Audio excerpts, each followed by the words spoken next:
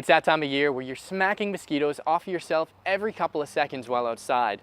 And with all this rain, sun, and humidity, it begs the question, are we on the cusp of a big buzz of mosquitoes here in the city? We've all been in the situation where you hear a little humming near your ear and see a cloud of tiny dark bodies looming above your head.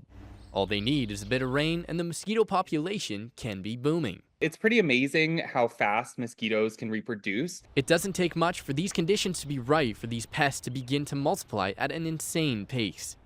Once they're born, not much time needs to pass for some mosquito larvae to reach adulthood. Once a female lays eggs, especially if there's already water around, those eggs can hatch and develop through their larval stages into a pupa and then into an adult, all within the span of a single week.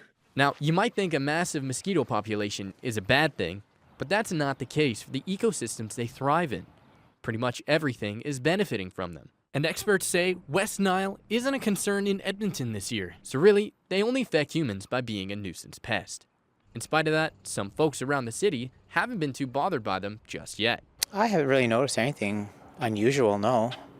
It seems a lot less than last year. Yeah, there's a fair few about. I don't know if it's any more than average, though. Yeah, to be honest, it's my second time here on the lake. I'm not feeling too much of them. Across Edmonton, the same situation seems to be true. The city keeps an eye on mosquito populations using traps that roughly measure quantities of the insects.